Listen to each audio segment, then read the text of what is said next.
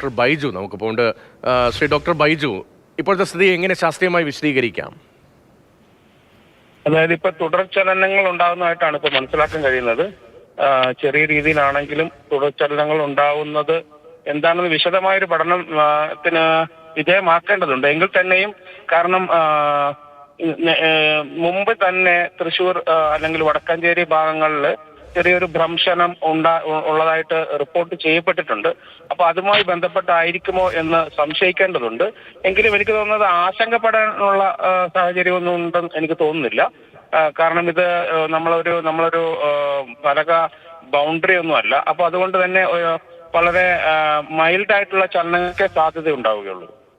ഈ ചലനങ്ങൾ ഇങ്ങനെ തുടർച്ചയായി ഉണ്ടാകാനുള്ള സാധ്യതയുണ്ടോ? ആ സാഹചര്യത്തെ എങ്ങനെയാണ് മനസ്സിലാക്കുന്നത്? അതായത് ഞാൻ പറഞ്ഞില്ലേ, അപ്പൊ ഞാൻ സൂചിപ്പിച്ച പോലെ ആ ഭ്രംശം അവിടെ ഉണ്ട്. പക്ഷെ അതൊരു ആക്റ്റീവായ ഭ്രംശ പ്രദേശമൊന്നുമല്ല.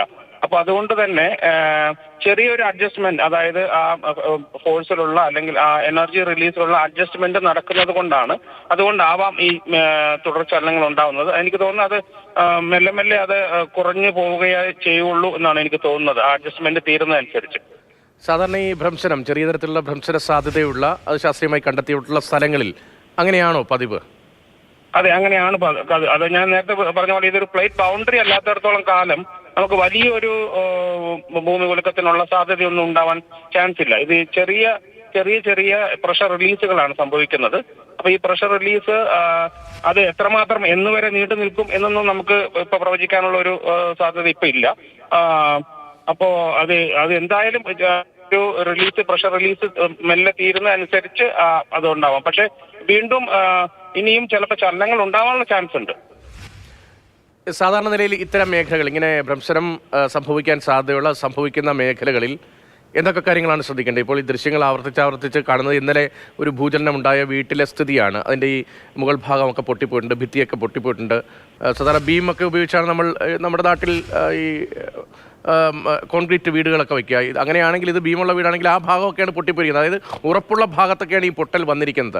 അപ്പോൾ നമ്മൾ ഈ ശാസ്ത്രീയമായി ചെറിയൊരു സംഭവമാണ് എന്ന് പറയുമ്പോഴും ആളുകളെ സംബന്ധിച്ചൊരു ആശങ്ക ഉണ്ടാവുമല്ലോ. ഇപ്പോൾ ഈ മേഖലകളിൽ വീടുകൾ എങ്ങനെ ഇനി പുനർനിർമ്മിക്കാം, ഈ മേഖലകൾ വീട് വയ്ക്കുമ്പോൾ എങ്ങനെ ശ്രദ്ധിക്കേണ്ടി വരും, ഇത് എത്ര കാലം ഇങ്ങനെ പ്രശ്നങ്ങൾ ഉണ്ടായേക്കാം, ഏത് മേഖലകളാണ്, അങ്ങനെയൊക്കെ മാർക്ക് ചെയ്ത് ഇനി ആളുകളെ കുറെ കൂടി ബോധവാന്മാരാക്കേണ്ടി വരില്ലേ? തീർച്ചയായും. കാരണം നമ്മുടെ കേരളത്തെ സംബന്ധിച്ചിടത്തോളം വലിയൊരു ഭൂകമ്പ ഉണ്ടാവാനുള്ള ചാൻസ് ഉള്ള പ്രദേശമൊന്നുമല്ല. അപ്പൊ അതുകൊണ്ട് തന്നെ നമ്മുടെ വീടുകളെല്ലാം തന്നെ ഭൂകമ്പത്തിനെതിരായി അല്ലെങ്കിൽ ഭൂകമ്പം തടയാൻ തക്ക രീതിയിൽ നിർമ്മിച്ചിട്ടുള്ളതല്ല. അപ്പോൾ അതുകൊണ്ട് തന്നെ നമ്മുടെ സ്വാഭാവികമായ ഒരു നിർമ്മാണ രീതിയാണ് നമ്മൾ അനുവർത്തിച്ച് പോരുന്നത്. അപ്പോൾ ഇനി ഇങ്ങനെയുള്ള മേഖലകൾ, കാരണം ഇങ്ങനെയുള്ള മേഖലകളിൽ കൂടുതൽ ശ്രദ്ധ കൊടുക്കേണ്ടതുണ്ട്. പക്ഷേ ഇതിന്റെ എക്സാക്റ്റ് ആയിട്ട് നമുക്ക് പറയാൻ പറ്റില്ല ഇത് എവിടെയൊക്കെ ആണ് ഇത് കൂടുതൽ സാധ്യത ഉണ്ടാവുക എന്നുള്ളത്. അതുകൊണ്ട് തന്നെ മൊത്തത്തിൽ ആ പ്രദേശത്തിൽ ആകമാനം ഇത്തരം നിർമ്മാണ പ്രവർത്തനങ്ങൾ നടത്തേണ്ടതുണ്ട്. ഭൂകമ്പത്തിന് എതിർത്ത് നിൽക്കുന്ന തരത്തിലുള്ള അതൊന്നാണ്.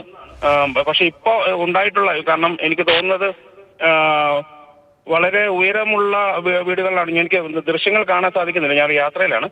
അപ്പോ വളരെ ഉയരമുള്ള പ്രദേശത്താണോ ഇത് സംഭവിച്ചിരിക്കുന്നത് എന്നത് കൂടി, അങ്ങനെയുള്ള കുറച്ച് കാര്യങ്ങൾ കൂടി നമുക്ക് അറിയേണ്ടതുണ്ട്. അതനുസരിച്ച് വിശദമായ അന്വേഷണത്തിന് ശേഷം അല്ലെങ്കിൽ പഠനത്തിന് ശേഷമേ നമുക്ക് ഒരു മാർഗം നിർദ്ദേശിക്കാൻ സാധിക്കുകയുള്ളൂ.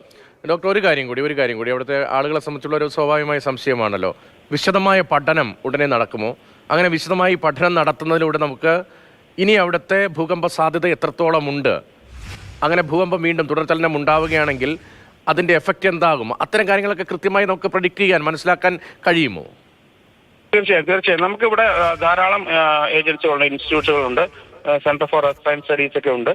അവർക്കൊക്കെ വിശദമായ പഠനങ്ങൾ നടത്താൻ പറ്റും. അതുപോലെ കുസാറ്റിലാണെങ്കിൽ മറൈൻ ജിയോഫിസിക്സ് ഡിപ്പാർട്ട്മെന്റ് ഉണ്ട്. വിശദമായ പഠനം നടത്താവുന്നതേ ഉള്ളൂ. എനിക്ക് തോന്നുന്നത് അവർ ഓൾറെഡി സ്റ്റാർട്ട് ചെയ്തിട്ടുണ്ടാവുമെന്നാണ് എനിക്ക് തോന്നുന്നത്. പ്രത്യേകിച്ച് കുസാറ്റൊക്കെ സ്റ്റാർട്ട് ചെയ്തിട്ടുണ്ടാവുമെന്നാണ് എനിക്ക് തോന്നുന്നത്.